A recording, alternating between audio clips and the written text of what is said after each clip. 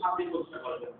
যুদ্ধ তিনি করেছেন আপনার ইয়ে করার জন্য, কি বলে না এইটাকে ওই যে সুপ্রিমেসি তৈরি করার জন্য এটা বলা হয়। এই জন্য যুদ্ধের মধ্যে নাকি আমরা অপশন দিতেন, তিনটি অপশন দেন। তিনি বলতেন তোমরা কি করো, ইসলাম গ্রহণ করো, তোমরা বলো লা ইলাহা ইল্লাল্লাহ আসলিমু তাসলামু, তোমরা ইসলাম গ্রহণ করো তাহলে তোমার শান্তি। অথবা তিনি বলতেন যে তোমরা কি করো, তাহলে তোমরা আনুগত্য করবে এবং জিজিয়া প্রদান করবে, তাহলে তোমরা কি আমাদের টেরিটরি করে থাকতে পারবে। এখন আপনি বলতে পারেন যে জিজিয়া কেন প্রদান করবে, জিজিয়া কেন প্রদান করবে? জিজিয়া প্রদান করতে হবে, আমরা কি বাংলাদেশে ট্যাক্স প্রদান করি না, ট্যাক্স প্রদান করি না, তাহলে কি আমাদের জন্য এটা ডিসঅনার নাকি ট্যাক্স প্রদান করা? নো, ট্যাক্স প্রদান করা এটা হচ্ছে আমাদের বরং উচিত। কারণ হচ্ছে কোন একটা দেশের মূলত শাসকের মৌলিক কাজ থেকে সেখানকার শান্তি এবং নিরাপত্তা নিশ্চিত করা, সেখানকার শান্তি এবং নিরাপত্তা নিশ্চিত করা। তৎকালীন আরবের সমাজে শান্তি এবং নিরাপত্তা এতটা দুরূহ হচ্ছিল যে প্রতি মুহূর্তে থেকে অন্য দ্বারা আক্রান্ত হওয়ার সম্ভাবনা ছিল। অর্থাৎ মিলিটারি প্রোটেকশন ছিল অত্যন্ত দুর্বল। মরুভূমিতে বসবাস করতো মরুদস্যুরা, অথবা তারা যে ট্রাইবাল সোসাইটি ছিল, এটা যেহেতু একটা আপনার গোত্রভিত্তিক সমাজ ছিল, এক গোত্র আরেক গোত্রের উপর সবসময় সুপ্রিমেসি তৈরি করার জন্য তারা যুদ্ধ বিগ্রহ করতো। সেই যুদ্ধ বিগ্রহে তাদেরকে রক্ষা করার জন্য, অথবা এই জাতীয় বিভিন্ন দস্যু থেকে তাদেরকে রক্ষা করার জন্য মিলিটারি প্রোটেকশন ছিল অত্যন্ত দুর্বল। এই মিলিটারি প্রোটেকশনের জন্য তাদেরকে আপনি একই টেরিটরিতে অবস্থান করবেন, অত মিলিটারি প্রোটেকশন আপনি গ্রহণ করবেন, but you will not be giving anything, এটা তো ইন্টারেস্ট। এই জন্য তিনি বলতে তাহলে তোমরা মিলিটারি প্রোটেকশন গ্রহণ করবে এবং তোমরা জায়গায় দিয়ে পারবে, otherwise they will be fighting. Otherwise they will be fighting. These three options are given to us, to those who are opponents and aggressors. মনে রাখবেন, এই সকল লোকেরা আল্লাহ রাসূল সাল্লাল্লাহু আলাইহি ওয়াসাল্লামের বিরুদ্ধে, মুসলিম স্টেটের, ইসলামিক স্টেটের বিরুদ্ধে, মুসলিম কমিউনিটির বিরুদ্ধে যুদ্ধ ঘোষণা করে নেয়, রাসূল তাদের কার বিরুদ্ধে যুদ্ধ করে। এবার আমরা যে প্রত্যেকটা এরপর আমরা প্রত্যেক যুদ্ধ সঙ্গে সামাজিক আলোচনা করব। প্রত্যেকটা যুদ্ধে যদি আপনি ব্যাকগ্রাউন্ড দেখেন, প্রত্যেকটা যুদ্ধে আমরা ডিফেন্সের কাউন্টারকে offensive. They came to attack the Prophet sallallahu alaihi wasallam, the Muslim community, or abolish the Muslim community, banish them from the surface of God, and destroy the Islamic state. The Prophet sallallahu alaihi wasallam always stood in order to protect him, the community and the Islamic state. It's not Allah Subhanahu wa ta'ala. Other always all the work of defense, not defense of itself, nature, and those which were fought against the Prophet sallallahu alaihi wasallam were offensive. এই জন্য আল্লাহ রাসূল সাল্লাল্লাহু আলাইহি ওয়াসাল্লাম শান্তিপ্রিয়, peaceful people were loving people, they were in good terms with the Prophet sallallahu alaihi wasallam. You can never cite a single example.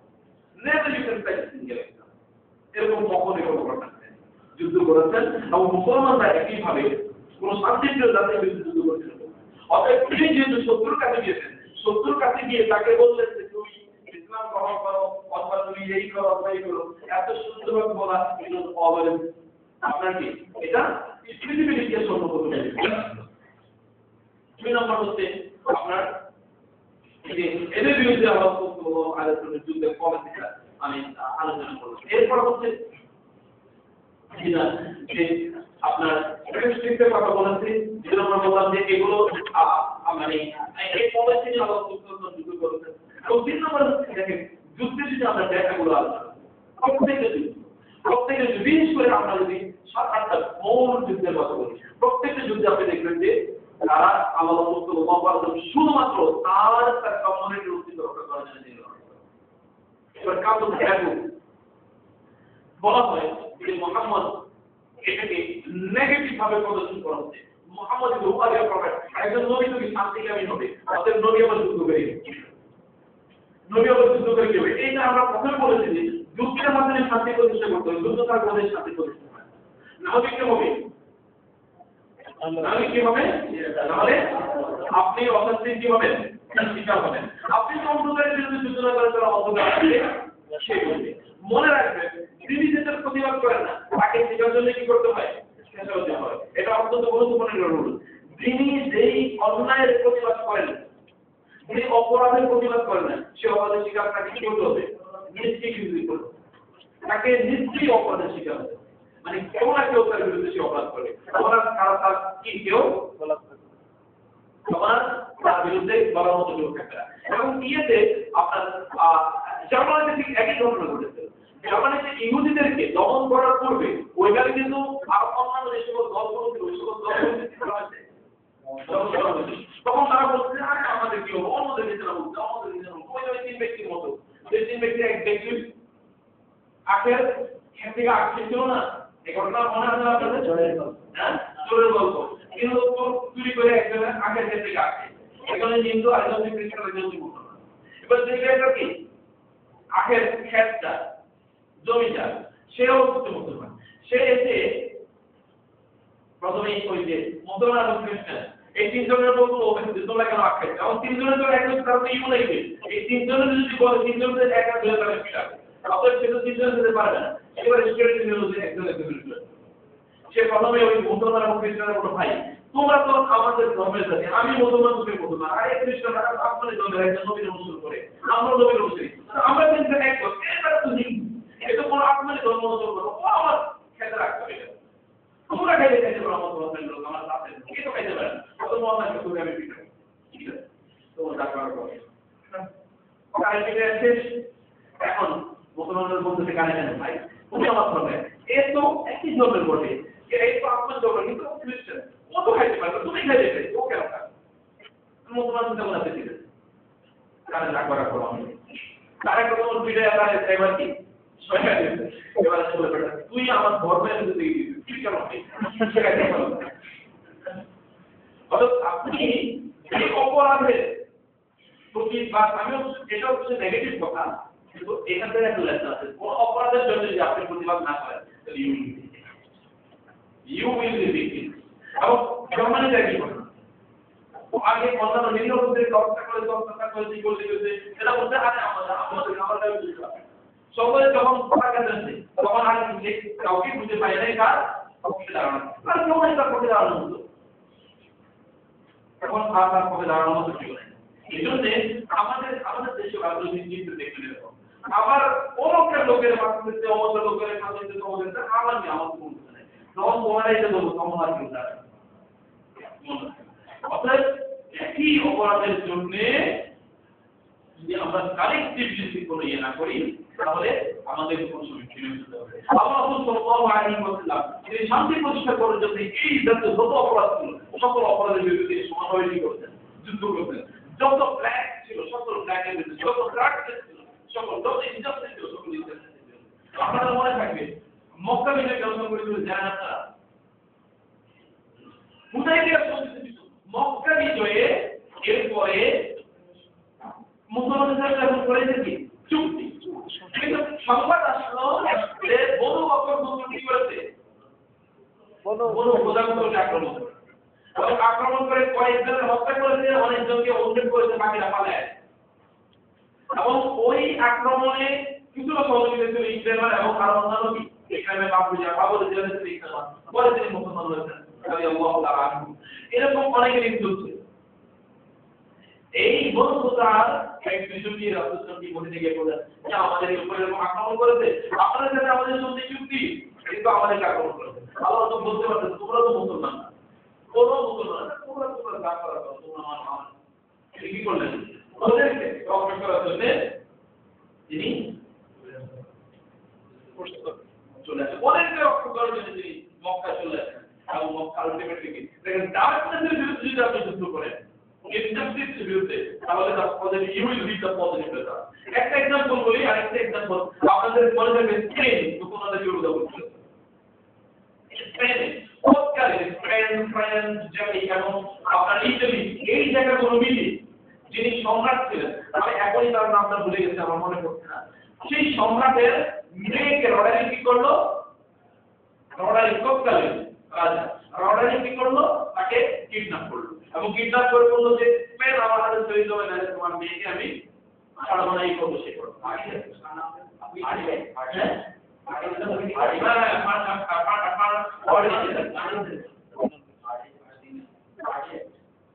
এই যখন ঘটনা এটা শুনলো তখন সম্রাট কি করলো, এই রডালিকের কাছ থেকেও তার মেয়ে উদ্ধার করতে পারবে, এইদিকে মেডিটেরেনিয়ানের পূর্ব পাশে অর্থাৎ মরক্কো, তিউনিসিয়া, আলজেরিয়া এই সকল দেশগুলোতে তখন দাপটে বেড়াচ্ছে ব্যবস্থা না। এবং এখানে তখন মুসা ইবনে মুসাই তিনি এখানকার গভর্নর, মুসলিম গভর্নর এবং সেনাপতি। তার কাছে তিনি সংবাদ পালন সম্রাট যে আমার মেয়েকে রডরে কেউ অত্যাচার করছে, আমার মেয়ের ইজ্জত তুমি বাঁচাও, আমি জানি যে তুমি চাইবে। হ্যাঁ ইসলামের তো ইয়ে রডরে কেউ কোয়াই এই দুই আদিষ্ট। তো তখন বললো যে আমার তাকে তুমি রক্ষা করো। বলেন তো একজন মুসলমানের কি দায় আসছে যে একজন খ্রিস্টান মহিলাকে রক্ষা করা, একজন খ্রিস্টান মহিলাকে রক্ষা করতে তিনি শুনেছেন তিনি এই ইন্টারেস্টেড কোন মুসলমান তার বিরুদ্ধে অপমান করার বিরুদ্ধে because injustice is injustice. It is dark and dark. And whoever is victimized, you should stand up in order to remove this. আপনাকে in order to protect and protect. আপনাকে কিন্তু you will have to discharge your responsibility. You will have to participate and cultivate your own heart. যদি আপনি না করেন তাহলে পরবর্তী আপনাদের সতর্ক করতে একই জায়গায় থাকে। এই জন্য তিনি মুসার জন্য তিনি তার উপসেনাপতি তিনি বললেন যে তুমি যাও সেখানে 3000 সৈন্য তাকে সেখানে তুমি যাও অগ্রবর্তী বাহিনী হিসেবে তুমি যাও। কারণ বলল মেডিটেরিয়ানসি এই ভূমধ্য সাগর কিভাবে ভূমধ্য সাগর পাড়ি দিয়ে যাবে সম্ভব না, ভূমধ্য সাগর পাড়ি দিয়ে যাওয়া সম্ভব না। তারা ভূমধ্য সাগরে ওই ছোট্ট জায়গায় ডট করে যদি ইংলিশ চ্যানেল হিসেবে আমরা যাই, ইংলিশ চ্যানেল এদিকে ভূমধ্য সাগর ওইদিকে কি আপনার আটলান্টিক ভূমধ্য সাগর গিয়ে পড়েছে আটলান্টিক মহাসাগরে। এর মধ্যে ওই যে একটুটুকু জায়গা এদিকে আফ্রিকা ওইদিকে ইউরোপের এই যে জায়গাটা জিব্রাল্টার প্রণালী, এই জায়গাটা আপনারা একত্রিত করে ওই জায়গাটা দিয়ে তারা পান আপনি তারা সেখানে সমুদ্রের ঝাঁপিয়ে পড়লেন তারা রক্ষা করার জন্য একজন খ্রিস্টান এবং রেন্ডামটা কি হলো দেখেন 8-9 বছর পর্যন্ত স্পেনের মুসলমানদের শাসন প্রতিষ্ঠিত হয়েছে শুধুমাত্র একজন মহিলাকে। আপনি যদি কোনো ইনজাস্টিসের কি করেন প্রতিবাদ করেন, you will get the ultimate benefit. কিন্তু আপনারা আলটিমেট বেনিফিটটা আপনার ইমিডিয়েট গেইন বা ইমিডিয়েট কি বেনিফিট করে চিন্তা করেন, লং টার্মে করে চিন্তা করেন, মুসলমানদের চিন্তা করেন। এটা আল্লাহ সুবহানাহু বড় খোদাকে রক্ষা করার জন্য তিনি আসলেন এবং আলটিমেট হয়ে গেল কি মক্কা বিজয়। জীবনের জন্য মক্কা আরব থেকে কি হলো মক্কা বিজয়। এইটাই হচ্ছে আর মক্কা বিজয়ের ব্যাপার। দেখেন ব্যাটল অফ বদর কথা আমরা বলি, ব্যাটল অফ বদর এটা ছিল একটা ডিফারেন্স। ওরা আল্লাহ সাল্লাল্লাহু আলাইহি ওয়াসাল্লামকে 300 প্লাস লোক নিয়ে তিনি অগ্রসর হয়েছে কি করার জন্য। আবু সুফিয়ানের নেতৃত্বে যে বাহিনী আসছিল ব্যবসা করে এবং যুদ্ধের অস্ত্রশস্ত্র সহ সিরিয়া থেকে তাদেরকে তিনি কি করার জন্য তাদেরকে তিনি প্রতিমধ্যে বাগদাদের জন্য তিনি সেখান থেকে মানে আমকারী বের হয়েছেন। কিন্তু এদিকে আবু জাহেলের নেতৃত্বে 1000-এরও বেশি যুদ্ধের অস্ত্রের শক্তি সজ্জিত লোক যুদ্ধ চলে যায়। তার হাতে কিছু নেই, 2-3টা তলোয়ার, 2-3টা কি আপনার ঘোড়া আর অন্য সকল আছে কিছু সামান্য আর কিছু নাই, খালি আছে লোক। এরা কি যুদ্ধ করবে সেখানে যুদ্ধ করেছে আলটিমেটলি আর দিনকে বাঁচানোর জন্য এবং তার কমিউনিটিকে রক্ষা করার জন্য তার স্টেটকে রক্ষা করার জন্য এটা ছিল ডিফেন্স। আর উহুদের যুদ্ধ তো আরো ছিল ডিফেন্স ছিল, ওরা ছিল আরো অফেন্সিভ প্রথমে ছিল তারপরে চলেছে। এই জন্য উহুদে কি তারা প্রতিশোধ নেওয়ার জন্য 3000 অস্ত্র শস্ত্র সজ্জিত এবং আরো পূর্বে এক অনুকূল তারা প্রিপারেশন দিয়েছে। শুধুমাত্র কোরাইশের লোক তাই নয়, সেখানে কি আরো ছিল 2টা গ্রুপ, ইহুদিরা ছিল একটা গ্রুপ আর একটা গ্রুপ ছিল আরবের বেদুইন যুদ্ধা বেদুইন। এই 3টে গ্রুপ মিলে কনফেডারেসি অ্যালায়েন্স গঠন করেছে, মহাজোট গঠন করেছিল। এই মহাজোট দিয়ে ঠিক করার জন্য যুদ্ধ করার জন্য এই মহাজোটের বিরুদ্ধে আল্লাহ সাল্লাল্লাহু আলাইহি ওয়াসাল্লাম যুদ্ধ করলেন ওদের মধ্যে। খন্দকের অবস্থা কি আরো মহাজোট নিয়ে বাড়ি করলো। খন্দকের যুদ্ধে গেল একদিকে ইহুদিরা, অন্যদিকে বেদুইনরা, অন্যদিকে কুরাইশরা, অন্যদিকে আরো ইত্যাদি বিভিন্ন শত্রুপদ ইত্যাদি নিয়ে তারা 10,000 অস্ত্র সজ্জিত শত্রু নিয়ে তারা গোটা মদিনাকে তারা ঘেরাও করতে আল্লাহ সুবহানাহু ওয়া তাআলা নির্দেশ করলেন, পরীক্ষা গঠন করলেন গহনটা এবং তার মাধ্যমে এই যুদ্ধে এবার হলো তিনি হয়ে গেলেন। তারপরে দেখেন আপনার হুদাইবিয়ার সন্ধি, এরপরে আপনার যে বনু মুস্তালিকের যুদ্ধ, বনু মুস্তালিকের যুদ্ধে কি হলো, তাও রাসূলুল্লাহ সংবাদ পেলেন যে ওরা বনু মুস্তালিকের ওরা কি করেছে, তারা যুদ্ধের জন্য প্রিপারেশন নিচ্ছে, রাসূলকে মদিনা আক্রমণ করবে। রাসূলুল্লাহ যখন জানলেন যে তারা প্রিপারেশন নিচ্ছে, সেই দিন থেকে ওরা প্রিপারেশন নেওয়ার আগে তাদের কি করতে হবে, বিজআর করতে হবে। বিজআর মিন বিফোর দে আর তারা কি অস্ত্র সজ্জিত হওয়ার আগে তাদের কি বিজআর করবে, এটা ইংরেজিতে বলে প্রিএম্পশন, প্রিএম্পটিভ, আর কি করার জন্য, আগে থেকে এমপি করার জন্য। কিন্তু পরিপূর্ণ যুদ্ধের মধ্যে পরিপূর্ণ হওয়ার আগে তাকে কি করতে হবে, অস্ত্র মুক্ত করতে হবে। এই ডিসআর্মামেন্টের জন্য রাসূলুল্লাহ সাল্লাল্লাহু আলাইহি ওয়াসাল্লামের পরবর্তী পরে এরপর হুদাইবিয়াতে তিনি যাচ্ছেন হজ করার জন্য।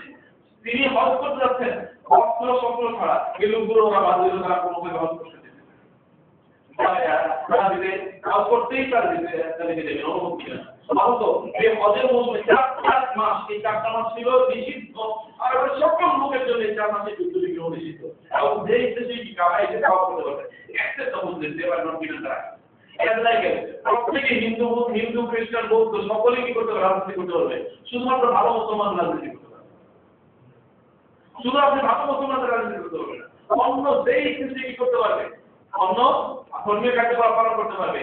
আপনার ঢাকা বিশ্ববিদ্যালয়ে অন্য সকল ধর্মের লোক আছে, সকল ধর্মীয় কার্যকলাপ করতে পারবে, শুধু মুসলমানরা তার জন্য করতে বলবে যে তোর আল্লাহ কোথায়, আমি তোর আল্লাহর একবার ডাইকে নিয়ে আয় তোদের রক্ষা করার জন্য। এটা এমন একটা সোসাইটিতে সবসময় এমন ঘটে, প্রত্যেকটা মুক্তি ছিল, কিন্তু তাদের বিরুদ্ধে যুদ্ধ করতে হবে। রাসূলুল্লাহ কি তারা যুদ্ধ করতে দেবে না, এবং তারা ওসমান রাদিয়াল্লাহু তাআলা আনহু তারা বুদ্ধি করে রাখলো, সাহাবায়ে কেরামের শপথ নেন কি করবে, তারা যুদ্ধ করবে আফগানিস্তান প্রদেশে। রাসূলুল্লাহ সাল্লাল্লাহু আলাইহি ওয়াসাল্লাম যখন তারা সন্ধির প্রস্তাব নিয়ে আসলো, সাথে তিনি কি করলেন, সন্ধির প্রস্তাব গ্রহণ করলেন। তিনি বলেন নো ওয়ার ইজ রিকোয়ার্ড, কারণ আমার যেটা দরকার ছিল সেটা হচ্ছে শান্তি প্রতিষ্ঠা, শান্তিটা প্রতিষ্ঠা হয়ে গেছে, যুদ্ধ করা যে শান্তি প্রতিষ্ঠা হয়, that is the option I will now take হিসেবে গঠন করলেন। এরপরে আপনাদেরকে মুতার যুদ্ধ, কোন মুতা মানে আপনার বলে মুতার যুদ্ধে শোনা গেল যে এবার সবচেয়ে বড় শক্তি অর্থাৎ বাইজান টাইম সরকারি রোমানরা তারা রাসূলের বিরুদ্ধে যুদ্ধ করার জন্য, মুসলমানদের বিরুদ্ধে যুদ্ধ করার জন্য অলরেডি 1 লক্ষ সৈন্য জমায়েত করেছে, আর 1 লক্ষ সৈন্য কি ওয়েটিং এ আছে, বাকি তারা কি করতে মদিনায় করতে বিরুদ্ধে আসার। সেখানে তিনি মাত্র কত হাজার পাঠাইলেন, 3000 পাঠালেন। খালিদ ইবনে ওয়ালিদ রাদিয়াল্লাহু তাআলা আনহু পরবর্তীতে ক্যারিশমার মাধ্যমে সেই যুদ্ধে কি 3000 সৈন্য বিজয় লাভ করেছে। যদিও এর আগে যুদ্ধে 3 জন মুসলিম সেনাপতি রাসূলুল্লাহের আপন চাচাতো ভাই জাফর রাদিয়াল্লাহু আনহু তার কালো পুত্র ইবনে হারিস রাদিয়াল্লাহু তাআলা এবং আব্দুল্লাহ ইবনে রাওয়াহা রাদিয়াল্লাহু তাআলা এই 3 জন যুদ্ধের মধ্যে সেনাপতি সাল গ্রহণ করেন। তারপর রাসূলুল্লাহের প্রেডিকশন সেটা হলো আব্দুল ওয়ালিদ রাদিয়াল্লাহু তাআলা তিনি সেখানে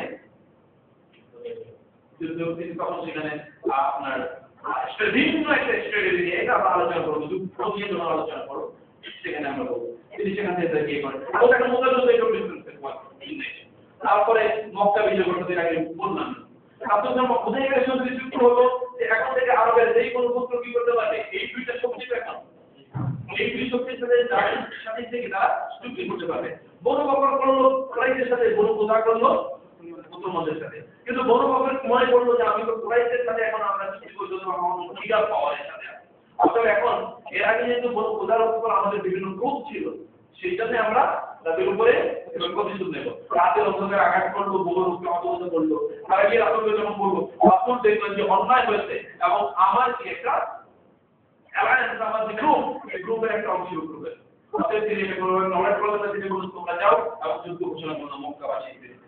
তিনি যুদ্ধ আসলেন, যুদ্ধ তো হলোই না, মক্কাবাসী তো বুঝলো এই যুদ্ধে কোনোভাবে তাদের দাঁড়ানো সম্ভব না। 10,000 চলছে, এর আগে 1000 চলতে করতেই পারে না, এখন 10,000 চলতে বিরুদ্ধে করতেই পারে। আবু সুফিয়ান বলল যে আমার জীবনে এত বড় বাহিনী কোনোদিন ফুটিয়ে দিই, কারণ আল্লাহ রাসূল যুদ্ধে এমন স্ট্র্যাটেজি নিলেন, এই স্ট্র্যাটেজির সৈন্য সংখ্যা 10,000 কিন্তু মনে হয় 40 পক্ষ। সেটা কি মনে হয় আপনাদের টয়লেটগুলো অনেক বাড়িয়ে দেয়া এবং আগুনের কি আগুনের চুলাগুলো অনেক বাড়িয়ে দেয়। এইটুকু দেখার কারণ সাধারণত 100 জনের জন্য 50 জনের জন্য একটা টয়লেট করা হয়, ঠিক আছে? এখন টয়লেট যদি করা হয় আপনার 100, তাহলে বোঝা যাবে কি লোক অনেক বেশি, তাই না? অথচ সেখানে অথবা অথবা ডলার পড়লো 200 অথচ 200 হলো আসলে কি ডলার 10 টাকা বা 100 টাকা বলতে এরকম অনেক কিছু এন্ড ফাইনালি আপনার তাবুকের যুদ্ধ তাও তো বাইকের সাইডটা যেহেতু পরে শুনতো যে 3000 সৈন্যের যুদ্ধ আমরা করলাম না এটা যখন শুরু তারা তখন তারা আমাদের সর্বনাশ আমরা এত বড় ভুল করলাম এই জন্য তারা এবার তাদের সর্বশক্তি নিয়োগ করে রাসূলুল্লাহ শুনলেন এবং তিনি কি করলেন 40,000 সৈন্য এবার তিনি একত্রিত করলেন বাইকের সাইডটা যখন শুনলো যে এরা কি 3000 বিরুদ্ধে পারে না এবং 40,000 আছে এটা কি হলো তখন তারা যুদ্ধই আগে যুদ্ধের ময়দানে না এই যুদ্ধগুলোর ব্যাকগ্রাউন্ড এখানে অনেক প্রকার অনেক আগে এই জন্য যুদ্ধগুলো দুটো নাম দেওয়া হয় একটা হচ্ছে কি গাজওয়া আর একটা হচ্ছে গাজওয়া মানে বড় যুদ্ধ যেগুলোতে আপনি দেশের সঙ্গে অংশগ্রহণ করেছেন এবং যেখানে যুদ্ধ সংঘটিত হয়েছে আর সাজিয়া হবে যেগুলো কোনো সমাজে অংশগ্রহণ করেন নাই আমরা যেগুলো যুদ্ধ হয় না এগুলো মিলিটারি এক্সপেডিশন ছিল এক ধরনের প্রাইমারি মানে ভয় দেখানোর জন্য বা ইত্যাদির জন্য যেগুলো সব এই অনেক বিষয় এখানে সংগঠিত হয়েছে রাসূলুল্লাহ এই সকল যুদ্ধে এক্সট্রা অর্ডিনারি কিছু মিলিটারি স্ট্র্যাটেজি গ্রহণ করেছিলেন এগুলো আজকের পৃথিবীতেও অত্যন্ত গুরুত্বপূর্ণ এবং এই জন্য পেন্টাগনে এখন মিলিটারি ট্রেনিং এখনো তাদেরকে ফার্স্ট এবং ফরমোস্ট যেই টিচিংটা দেওয়া হয় সেটা হচ্ছে military strategies of prophet Muhammad সাল্লাল্লাহু আলাইহি ওয়াসাল্লামের মিলিটারি স্ট্র্যাটেজি এবং এই জন্য মুহাম্মদ সাল্লাল্লাহু আলাইহি ওয়াসাল্লাম is the greatest military leader on earth Muhammad সাল্লাল্লাহু আলাইহি ওয়াসাল্লাম এই পৃথিবীতে সবচেয়ে বেশি মিলিটারি সবচেয়ে strategic military leader greatest military chief এত বড় মিলিটারি চিফ যেটা পৃথিবীতে কোনো আছে তিনি যে সকল স্ট্র্যাটেজি গ্রহণ করেন এখন সেই সকল স্ট্র্যাটেজি কি করা হয় স্টাডি করা হয় আমেরিকান আপনার মিলিটারি এদেরকে এখন সেগুলো পড়া হয়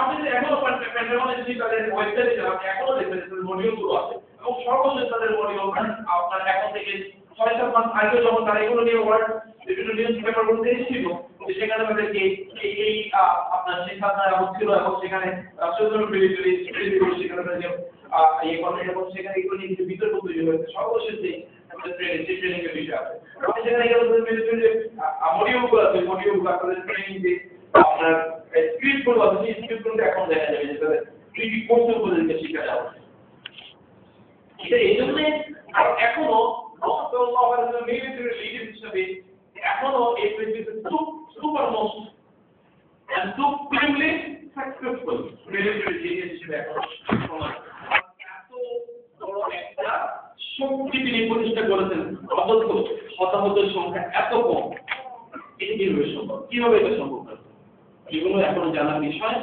তো আমরা এই বিষয়গুলো আলোচনা করে আজকে এখানে শেষ করবো ইনশাআল্লাহ নেক্সট ডে আমরা আবার কোনো একটা ইয়েতে এরপরে ইসলামের মিলিটারি স্ট্র্যাটেজিগুলো নিয়ে আলোচনা করে এর পাশাপাশি যুদ্ধগুলো নিয়ে আমরা প্রত্যেকটা যুদ্ধের ব্যাকগ্রাউন্ড প্রত্যেকটা যুদ্ধের বিস্তারিত আমরা আলোচনা করব তো আলহামদুলিল্লাহ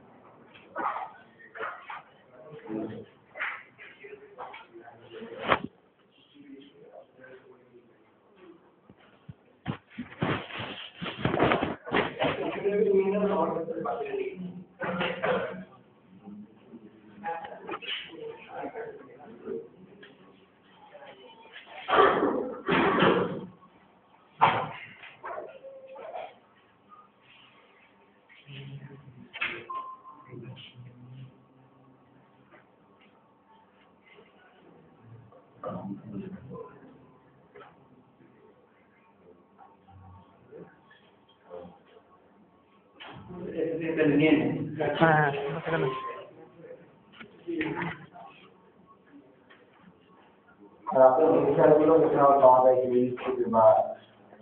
কিছু পাওয়া যায়, সবগুলো তো পাওয়া যায় না।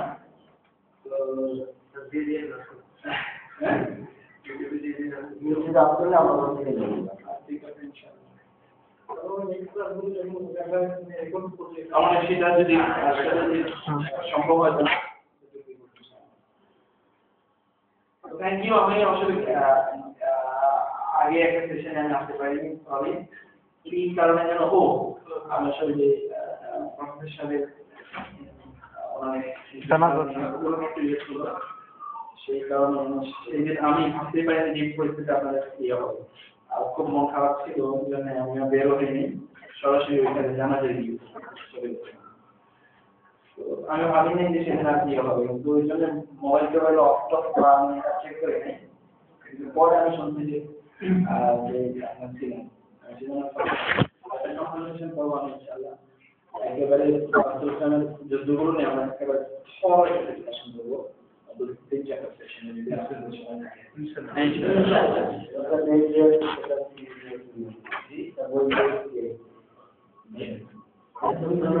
হ্যাঁ, সরি, এটা অত্যন্ত গুরুত্বপূর্ণ একটা জিনিস। What are the allegations made against the party?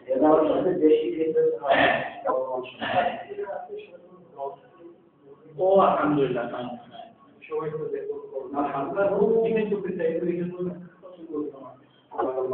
ঠিক আছে, এটা অত্যন্ত জরুরি, অত্যন্ত জরুরি। এটা এই বিয়ে নিয়ে বিশেষ করে আয়েশা রাদিয়াল্লাহু তাআলা তার বয়স নিয়ে এগুলো নিয়ে তো বহু ধরনের বক্তব্য আছে।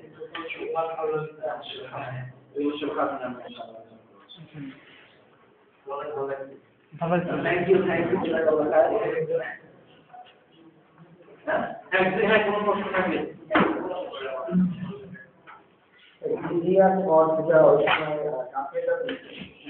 মুসলমানদের আমাদের বর্তমান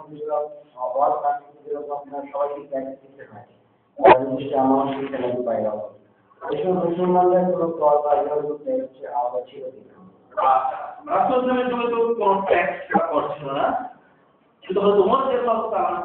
তার সময় এসে যখন বিশাল বড় একটা সাম্রাজ্য তৈরি করলো এবং এখানকার সিকিউরিটি কনসার্নগুলো আরো অনেক বাড়লো, ফ্রন্টিয়ার গুলো রক্ষা করার জন্য অনেক বেশি আপনার মিলিটারি ফোর্সের প্রয়োজন ছিল।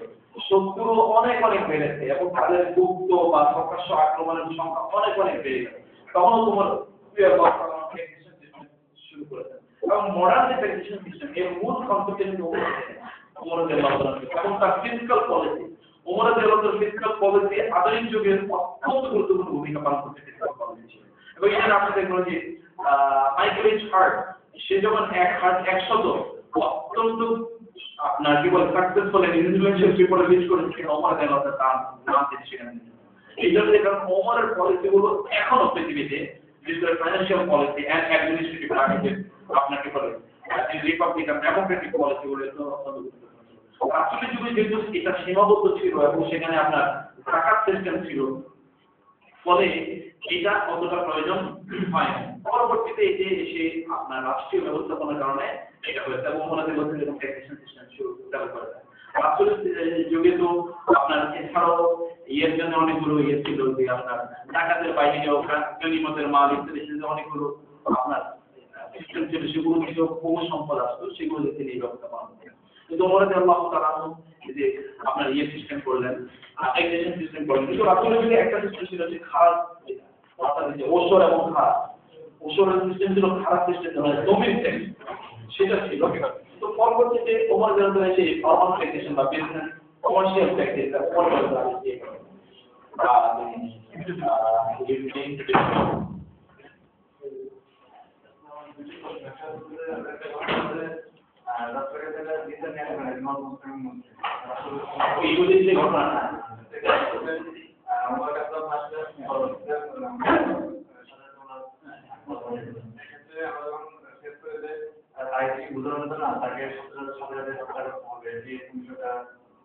অনেকে বলে সকল অভিজ্ঞতার মধ্যে হচ্ছে কেন আগমন করছে, আর যদি মধ্যে প্রায় যদি আগমন করে থাকে হিস্ট্রিটা আছে। তো দ্বিতীয়টা কথা বলি, সেটা হচ্ছে সকল নবী রাসূলরা মধ্যে সবচেয়ে আগমন করেছে। এইটার দুটো ব্যাখ্যা। প্রথম ব্যাখ্যা হচ্ছে আমরা সকল নবী রাসূলরা মধ্যপ্রাচ্যে আগমন করেছে কিনা এই ঘটনার পক্ষে আমাদের কাছে কোনো দলিল নেই, বরং কোরআনের বক্তব্যগুলো কি আল্লাহ সুবহানাহু ওয়া তাআলা বলেছেন যে কুল্লি কওমিন হাদ, প্রত্যেক সম্প্রদায়ের জন্য আমি নবী পাঠিয়েছি। আল্লাহ তাআলা বা'আসনা ফি কুল্লি উম্মাতিন রাসূলান ইয়াবুদুল্লাহ, প্রত্যেক জাতির কাছে আমি নবী পাঠিয়েছি। ফলে এগুলো থেকে আমরা জেনারেল এই ইমপ্লিকেশনটা দিতে পারি যে অন্য জায়গায় আল্লাহ সুবহানাহু ওয়া তাআলা নবী পাঠিয়েছেন। কিন্তু এখন কোরআনে যে সকল নবী রাসূলদের আলোচনা আসছে তাদের প্রত্যেকের কনসেন্ট্রেশনটা মেডিটেরিয়ানের আশেপাশে এবং ছিল এই আরবের ওই জায়গায় কেন্দ্র ছিল এটা, কারণ যে প্রাইমারি যে কোরআন নাযিল হচ্ছে ওই কনটেক্সট, বলে ওই কনটেক্সট সেখানে কি ছিল, সেখানে ওই কনটেক্সটে, কারণ সেখানকার প্রাইমারি অডিয়েন্স যেমন আমি এখানে যখন एग्जांपल বলবো ওই প্রাইমারি অডিয়েন্স যেটাকে ধারণ করতে পারবে সেই एग्जांपलটা এখানে প্রদান করব। অন্য एग्जांपल যেই অডিয়েন্সের সাথে যে एग्जांपल গুলো আপনার পরিচয় নেই সেটা আমি এখানে অবশ্যই উল্লেখ করব। এটা অবশ্য আপনার কি বলে অসীমতের পরিচয়, উইজডমের পরিচয়, এই জন্য সেই প্রেক্ষাপটগুলো এখানে তুলে ধরা হবে। এটা হচ্ছে মানে আপনার দ্বিতীয় কথা। তবে অন্য জায়গায় অবশ্যই এর থেকে আপনি বলি আর কনসেন্ট্রেশন যে জায়গা রাখা হচ্ছে বিকজ প্রাইমারি অডিয়েন্স রয়েছে, আপনার যেটা প্রাইমারি অডিয়েন্স, কারণ এইটার কোরআন নাযিল হচ্ছে আর হচ্ছে, তাহলে আমি তো এই প্রশ্ন করতে পারি বাংলা ভাষায় কোনো কোরআন নাযিল হয় না, ইংরেজি ভাষায় কোরআন নাযিল হয় না। প্রাইমারি অডিয়েন্স যারা প্রাইমারি অডিয়েন্সকে টার্গেট রেখে করা হয় এবং যে ভাষায় যে গ্রন্থ নাযিল হয়েছে ওই ভাষায় মানে কোন নবীর ভাষায় সাধারণত কি গ্রন্থ নাযিল হয়েছে, কারণ নবী তার নিজের ভাষায় এই জন্য আল্লাহ সুবহানাহু বলেছেন যে প্রত্যেক নবীর ভাষায় আমি আপনার গ্রন্থ নাযিল করব। এটা কারণ প্রাইমারি অডিয়েন্স যারা তাদেরকে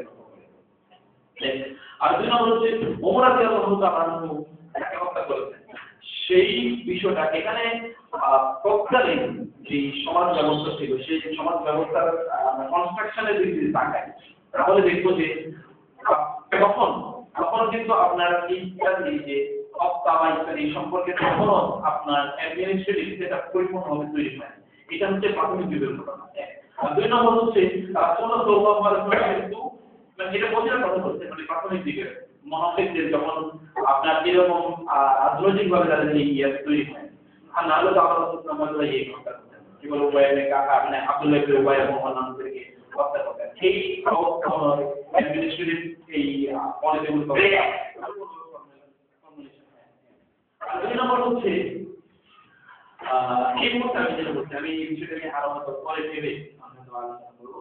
দুই নম্বর যেটা হচ্ছে সেটা হচ্ছে যে কিছু কিছু লোক কিন্তু আল্লাহ সুবহানাহু হত্যা করার নির্দেশ দিয়েছেন, যেমন কাউকে আশরাফ, ঠিক আছে, তারপর হচ্ছে ওই যে আবওয়াল আকফার, এরকম অনেকেই হত্যা করতে নির্দেশ দিয়েছেন, কারণ যে বয়ারা একদম ডেঞ্জারাস ছিলেন তারা কিন্তু ভয়ঙ্কর ডেঞ্জারাস ছিলেন, এটা হত্যা করতে চলেছে।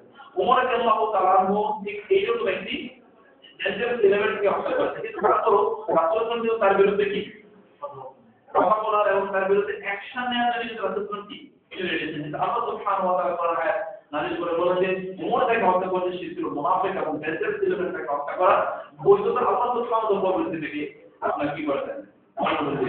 এখন এইটা যদি আমরা পরবর্তীতে যে কোরআনের ওই আয়াতগুলো যেগুলো বলছি সেগুলো হত্যা করে কারণে তার কি বিনিময় হয় সেগুলো যদি অ্যাপ্লাই হতে যদি আগে ঘটনা এটা আমরা ইয়ে করব। আর দুই নম্বর হচ্ছে এখানে যখন ওমর রাদিয়াল্লাহু যখন করার পরে যেহেতু রাসূলুল্লাহ আল্লাহর পক্ষ থেকে নির্দেশ তিনি কামনা করলেন, আল্লাহর পক্ষ থেকে ওমরকে মাফ করে দেওয়া হলো, অতএব এটা মাফ। দুই নম্বর। আর তিন নম্বর হলো এখানে ওমর রাদিয়াল্লাহু ভুলটা ছিল ইজতিহাদি। আর যখন কোনো ব্যক্তি ভুল করতে মানে যখন ইজতিহাদি ভুল করে তখন তার জন্য কিন্তু সেটা কি অপরাধটাও কি অনেক সময় তার জন্য সওয়াবের কারণ হয়। অনেকে মুদ্রায় যদি ভুল করে তাহলে তার জন্য যদি সঠিক করে তাহলে তার জন্য 2 সওয়াব, আর যদি ভুল করে তাহলে তার জন্য কি 1 সওয়াব। এখানে ওমর রাদিয়াল্লাহু তাআলা নিজের ইজতিহাদি ভুল করেন, ইজতিহাদি ভুল কারণে আল্লাহ সুবহানাহু ওয়া তাআলা মাফ করে দিয়েছেন এবং কোরআন বক্তব্যের মাধ্যমে মাফ করে দিয়েছেন। আমরা যদি হিউম্যানিটেরিয়ান পার্সপেক্টিভ থেকে বলি তাহলে সেটা হলো রিজাইন এক্সপ্লেনেশন হলে আমি সেই এক্সপ্লেনেশনটা দেখব যে স্কলার কি এক্সপ্লেনেশন দিয়েছেন। আমি এখন এই মুহূর্তে বলতে পারবো এটা আমরা যেটা বলছি সেটা হচ্ছে ডিফারেন্স আমাদের নিজেদের আসলে বানানো এরকম। আর এছাড়াও তো তখন তো সামাজিক ব্যবস্থা যেভাবে তৈরি হয় আরো ধীরে ধীরে ইনফরমেশনের কমিউনিটি ইসলাম মার্কিন জীবনে কিন্তু মানে কখনো আন্তর্জাতিক ছিল তাদের বেশি কিন্তু কখনো মানে অবস্থায় নেই তারা যখন মানে যখন মনে নেই মানে সামরিক রাষ্ট্র বুঝতে পেরেছেন তখনই কিন্তু তাদের বিরুদ্ধে কিন্তু একটা শব্দ কিন্তু ছিল। এখন আমাদের বাংলাদেশের পরিস্থিতি আমরা কি মানে আমাদের অর্থনীতি নেওয়ার কি কোনো সুযোগ আছে সব চেষ্টা রাখে এটা সম্ভব না। এক্স্যাক্টলি মানে এখানে দুটো জিনিসকে আমাদের সমন্বয় করে দেখতে হবে। প্রথমত হচ্ছে রাসূলুল্লাহ মদিনায় গিয়ে অস্ত্র নিয়ে তিনি যুদ্ধ করেছেন কার বিরুদ্ধে? যারা তার বিরুদ্ধে যুদ্ধ ঘোষণা করেছে এবং অমুসলিম শক্তির বিরুদ্ধে তিনি যুদ্ধ ঘোষণা করেছেন এবং ওই যুদ্ধটা ছিল কমপ্লিটলি কি দিনের বিরুদ্ধে। প্রেক্ষাপটটা ছিল এরকম যে ওই রকম যুদ্ধ তখন কি করা যায়, ওইরকম যুদ্ধ তখন করা যায়, তার যুদ্ধ ইম্পোজ করেছেন এবং তিনি রাষ্ট্রীয় একটা শক্তির অধীনে তিনি কি করেছেন তাদের বিরুদ্ধে যুদ্ধ করেছেন, রাষ্ট্র প্রতিষ্ঠা করেছেন, রাষ্ট্রীয় একটা ট্যাক্সন ছিল তার বিরুদ্ধে যুদ্ধ করেছেন। এইটা হলো অবস্থা। আর আমাদের এখন যে প্রেক্ষাপটটা আমাদের এই প্রেক্ষাপটটা এবং আবার রাসূলুল্লাহ বলেছেন তোমাদের যুদ্ধ তিন ধরনের যুদ্ধ হচ্ছে জাহিদু আল কুফারা বিআন ওয়াল মুশরিকিনা বিআমওয়ালিকুম ওয়া আনফুসিকুম ওয়া আলসিনাতিকুম। তিনটি কথা বলেছেন তোমরা মুশরিক এবং কাফেরদের বিরুদ্ধে যুদ্ধ করো তোমাদের জীবন দিয়ে, তোমাদের অর্থ দিয়ে এবং তিন নম্বরে তোমাদের জিহ্বা দিয়ে। তোমাদের জিহ্বা দিয়ে মানে তোমাদের বক্তব্য দিয়ে, তোমাদের লেখনের মাধ্যমে এগুলোর বিরুদ্ধে তোমরা যুদ্ধ করো। এই কথা কেন বলেছেন? কারণ তিনটা প্রেক্ষাপট নিশ্চিত করতে পারে, বিরোধ করতে পারে। কখনো অথবা আপনার অর্থ দিয়ে যুদ্ধ করার প্রেক্ষাপট বিরোধ করতে পারে, কখনো আপনার অর্থ দিয়ে যুদ্ধ করে কি প্রেক্ষাপট বিরোধ করতে পারে।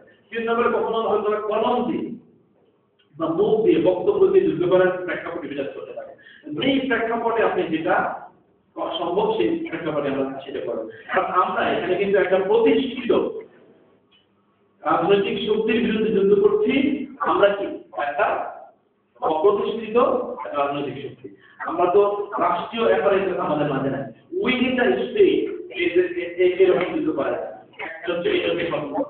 আর দুই নম্বর কথা হচ্ছে রাসূলুল্লাহ বলেছেন যদি তোমরা এরকম কোন রাষ্ট্রের অধীনে থাকো যে রাষ্ট্রে তোমরা বসবাস করছো সেই রাষ্ট্রে যদি তোমাদেরকে কোনো একজন স্বীকৃত রাষ্ট্রীয় তোমাদের বানিয়ে দেওয়া হয়, নেতা বানিয়ে দেওয়া হয়, তাহলে তোমরা আনুগত্য করবে। তাহলে সেরকম একটা অব্লিগেশন আছে। আমাদের তোমাদের রাষ্ট্রীয় ক্ষেত্রে তার আনুগত্যের বাইরে আমরা যেতে পারি। এখন আমরা তো বলতে পারবো যে তোমার পুলিশ ফোর্সকে আমি পড়া করছি না, তোমার আইনকে আমি পড়া করবো না, ইত্যাদি কোনো কিছু আমি মানবো না, এটা আমি বলতে পারি না। তার মানে আমি ওই যে হাদিস সে হাদিসের বক্তব্য অনুসারে আমি কিন্তু কিছু ক্ষেত্রে একটা অনুসরণ করছি, আর বাকি যে বাতিল সে প্রতিষ্ঠা করতে যায় বা আমাদের করতে আমি এগিয়ে চাই সেই বাতিলের বিরুদ্ধে এই সুযোগে আমি যেটা দিয়ে করতে পারি। আমি যদি অস্ত্র দিয়ে করার মতো সেই অনুমতি থাকে তাহলে আমি সেটা দিয়ে করবো, কিন্তু এখন তো সেই পরিস্থিতি আমার নাই।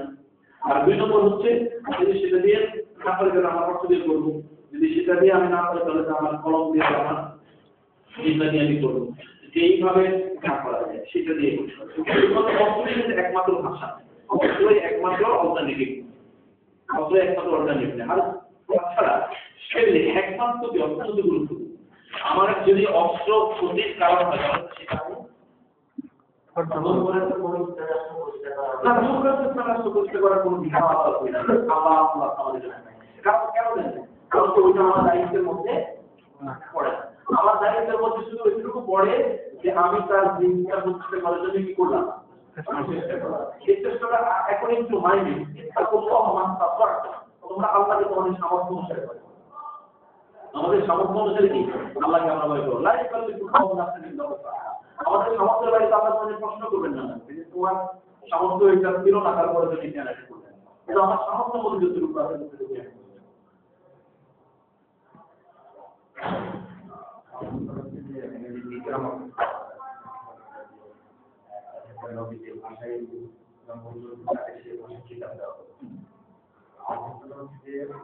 আমরা বাংলায় কথা বলি কিন্তু মৃত্যু পরে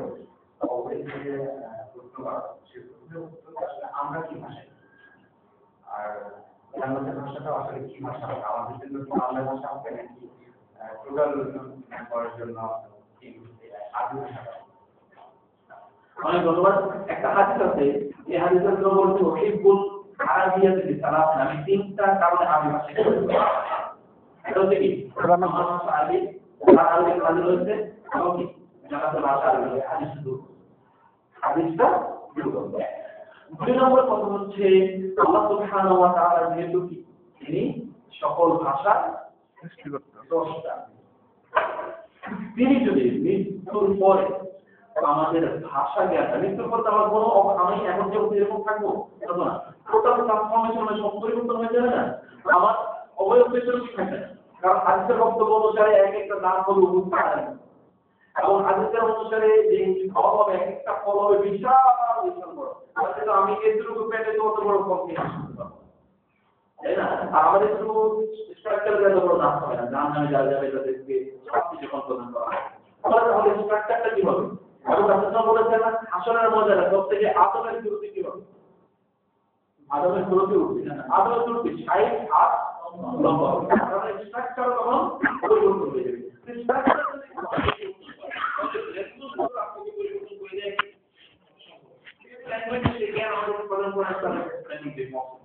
আমাদের পক্ষে সম্ভব হতে পারে, কিন্তু সেটা গায়েবের অংশ, সেই গায়েবের অংশটা সেভাবে দুর্বল আকাশের কারণে তার উপর ভিত্তি না থেকেও পক্ষে এটুকু বলতে পারি যে হতে পারে আল্লাহ আমাদের ল্যাঙ্গুয়েজ দিয়ে দেয়।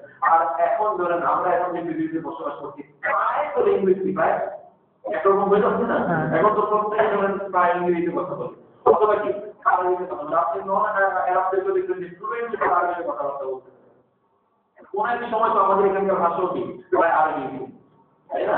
প্রায় আরবি ছিল, ফার্সি ছিল, ফার্সিতে সাধারণ মানুষ কথা বলতে পারতো, আরবি প্রায় আরবিতে এখানকার কথা বলতে পারতো। এই যে এখন অত্যান্ত পাকিস্তানের সময় আরবের কয়েকটা দেশ ছাড়া অন্য দেশগুলোর ভাষা তো আরবি ছিল। আফ্রিকা কেতুমো দেশের ভাষা, ইভেন ইজিপ্টের ভাষা তো আরবি ছিল, ইজিপ্টের ভাষা আরবি ছিল, ইরানের ভাষা ইরানের ভাষা ইজিপ্টের আগ পর্যন্ত আরবি ছিল। পরে এরা যে অত্যন্ত জাতীয়তাবাদী, এরা জাতীয়তাবাদী মনে করেন ওরা আবার তাদের সেই ভাষার দ্বারা আবার ফিরে গেছে। কিন্তু এখনো আরবি ভাষায় ব্যাপক পরিমাণ আরবি শব্দ আছে এবং ইরানে এখনো সেকেন্ড ল্যাঙ্গুয়েজ আছে, এখনো তারা ফার্সির মধ্যে আরবি ইউজ করে, ঠিক আছে?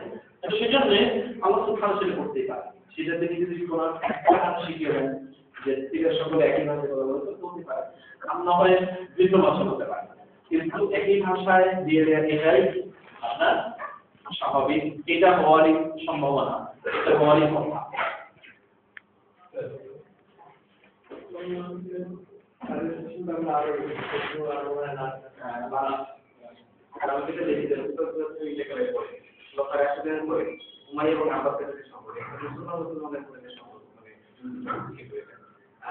বর্তমান সময় আমরা যেটা দেখি এই সময় যেটা যুদ্ধ করার অধিকাংশ বাংলাদেশের প্রেক্ষাপটে online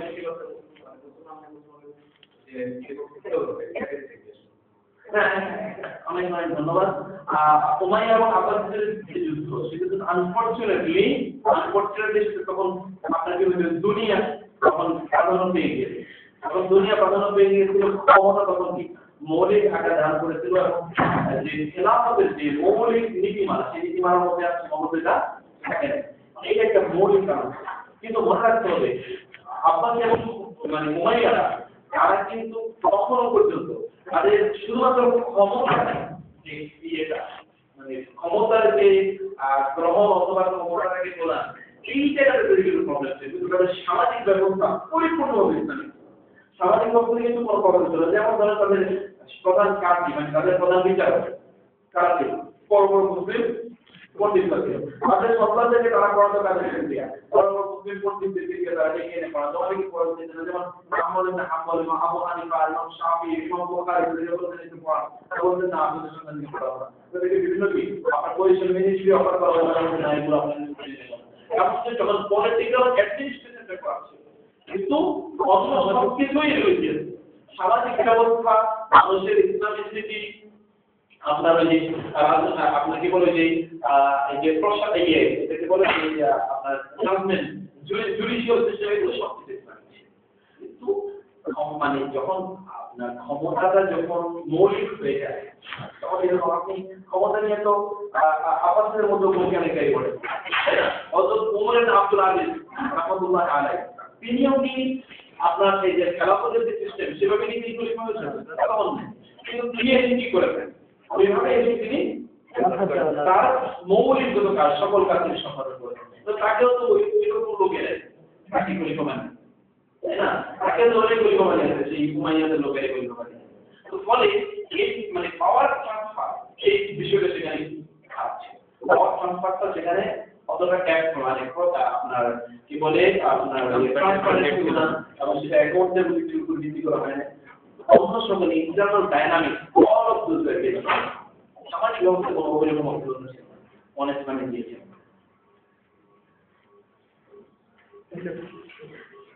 So thank you very much. Jazakumullah khair. It was a nice time for me to enjoy your companionship and Allah subhanahu wa ta'ala benefit all of us out of this discussion.